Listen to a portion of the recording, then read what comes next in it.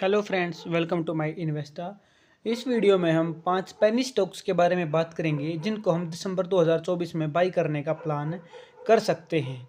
तो दोस्तों, ये 5 स्टॉक वो होंगे जो अपने 52 वीक के लो के पास अभी हाल फिलहाल ट्रेड कर रहे हैं।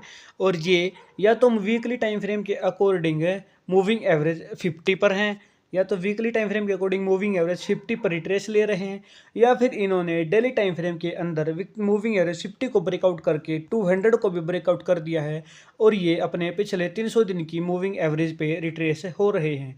यानी कि फंडामेंटली भी ये स्टॉक अच्छा रिजल्ट दिया परफॉर्मेंस है और टेक्निकली भी ये स्टॉक अभी अपने रिट्रेसमेंट के ऊपर हैं। तो इन 5 स्टॉक्स के बारे में हम इस वीडियो में जानेंगे।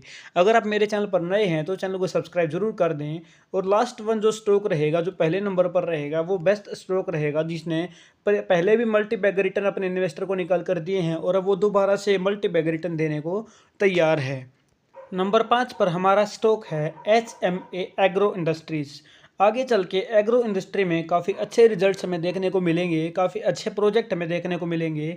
और ये स्टॉक अभी एकदम बॉटम पर आ गया है और इसने अपना बॉटम बना लिया है। यहाँ पर डबल बॉटम हमें पैटर्न बनता दिख रहा है। प्राइस लगातार मूविंग एवरेज 50 को एज ए रेजिस्टेंस की तरह यूज करता हुआ आ रहा है और अभी संभावना है कि अगर ये प्राइस यहाँ से रिट्रेस लेगा तो हमें अच्छे टारगेट मिलेंगे, क्योंकि अभी ये अपने 52 वीक के लो के पास ट्रेड कर रहा है। ये 52 का वीक का जो लो है वो इसने यहाँ पर बनाया है, डबल बॉटम है।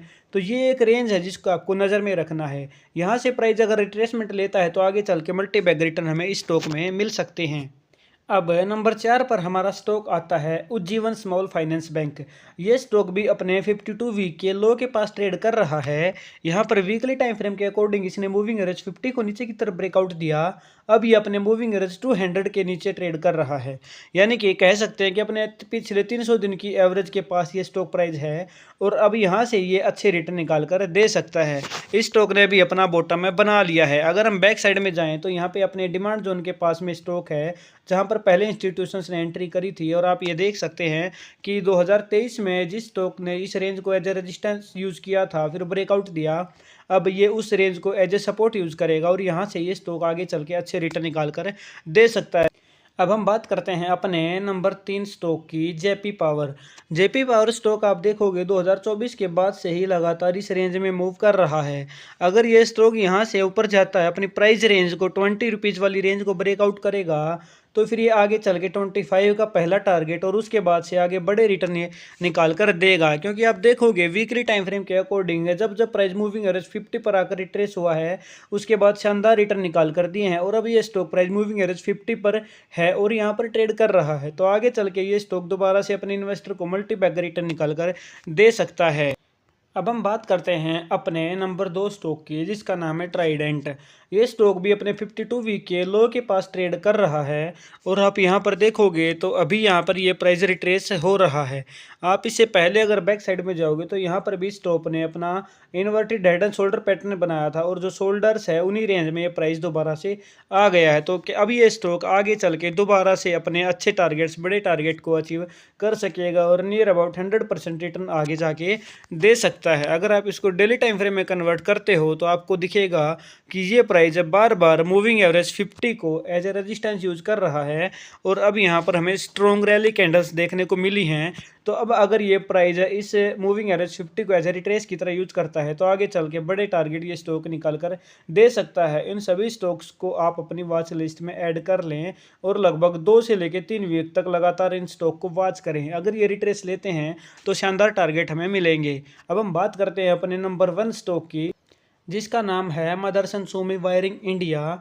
तो ये स्टॉक अभी यहाँ पर इसने अपना बॉटम बना दिया है और आप देखोगे तो वीकली टाइम फ्रेम के अकॉर्डिंग अगर मैं इसको कन्वर्ट करता हूँ तो आपको चीज़ें एकदम साफ समझ आएंगी। वीकली टाइम फ्रेम के अकॉर्डिंग आप यहाँ पर देखोगे तो प्राइस मूविंग एवरेज 50 से नीचे जा चुका है, लेकिन जहाँ पर उसने पहले सपोर्ट लिया था उसी रेंज में प्राइस है और यहाँ से सपोर्ट ले रहा है। इस कंपनी को आप सब जानते हैं, ये वायरिंग बनाती है।